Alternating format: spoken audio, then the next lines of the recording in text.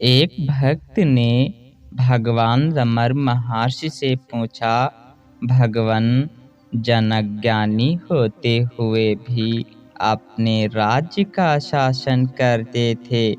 क्या कर्म करने के लिए मन का क्रियाशील होना आवश्यक नहीं है? ज्ञानी के मन का कार्य करने का युक्तिपूर्ण कारण क्या है? तुम कहते हो कि जनक ज्ञानी होते हुए भी कर्मशील थे। क्या यह प्रश्न जनक ने किया था? यह प्रश्न केवल तुम्हारे मन में है। ज्ञानी आत्मा के परे किसी वस्तु का भान नहीं करता। उसे ऐसे व्यर्थ के संशय भी उत्पन्न नहीं होते हैं। पर महर्षि, कदाचित यह स्वप्नवत होगा। हम जिस प्रकार स्वप्न की चर्चा करते हैं, उसी प्रकार वे अपने कार्यों के संबंध में सोचते हैं। स्वप्न आदि की बात तुम्हारे मस्तिष्क में है। यह स्पष्टीकरण भी तुम्हारे मस्तिष्क की देन है। ज्ञानी का मस्तिष्क सदैव शांत, निर्मल और स्थिर होता है।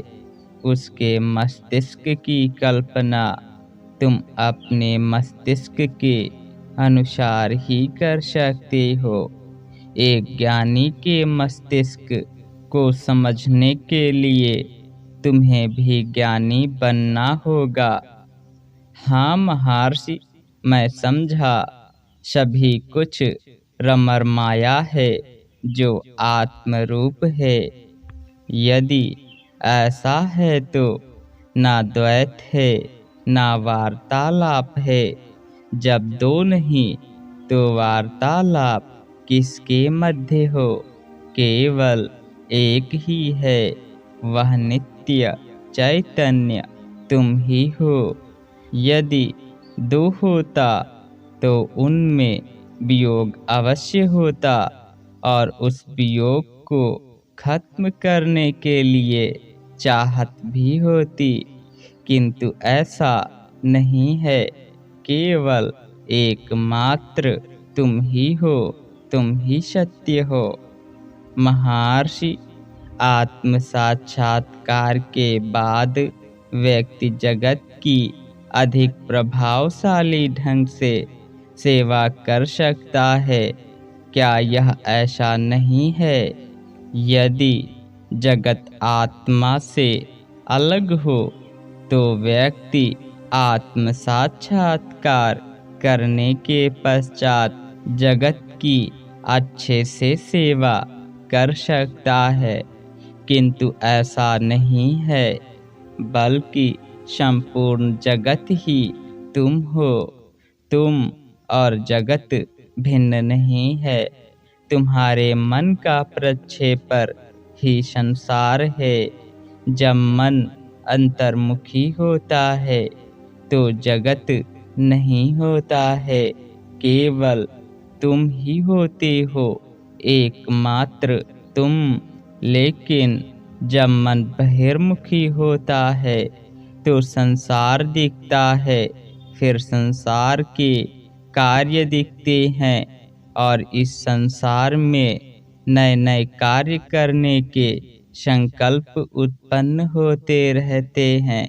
इन संकल्पों के कारण ही हम अपने निज स्वरूप को नहीं पहचान पाते। ये संकल्प हमारे वास्तविक स्वरूप में विक्षेप उत्पन्न कर देते हैं, जिससे हम अपने वास्तविक स्वरूप को नहीं जान पाते।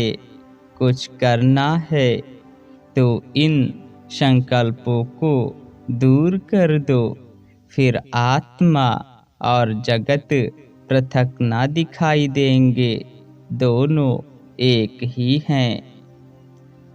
एक अन्य भक्त ने पूछा, भगवान, क्या समाधि आत्म साक्षात्कार के लिए आवश्यक है? तुम सदैव आत्मा में हो। आप समाधि में, गहन निद्रा में, साक्षात्कार में यदि तुम आत्म भाव छोड़ दो और अपने को शरीर तथा मन मान लो तो ये अवस्थाएं तुमको घेर लेती सी प्रतीत होती हैं और समाधि में भी तुमको शून्य सा प्रतीत होता है, जबकि तुम आत्मा हो एवं नित्य सिद्ध हो। भगवान श्री अरविंद के अनुसार मस्तिष्क की ज्योति को नीचे हृदय में लाना होगा। क्या आत्मा पहले से ही हृदय में नहीं है? सर्वव्यापी आत्मा को एक स्थान से दूसरे स्थान तक कैसे ले जाया जा सकता है? जो सर्वव्यापी है उसके लिए स्थान की कोई बाध्यता नहीं होती है।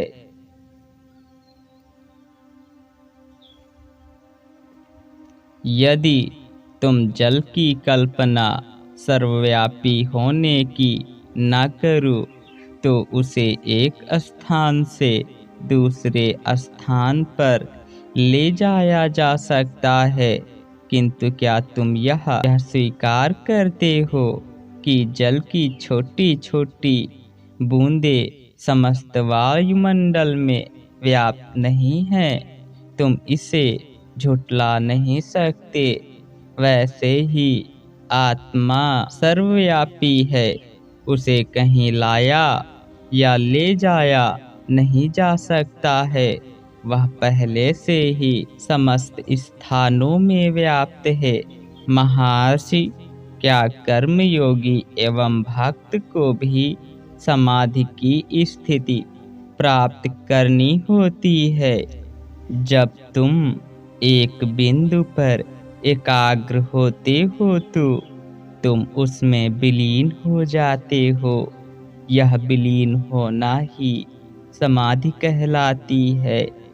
अन्य आकृति विलीन होकर केवल आत्मा ही शेष रहती है।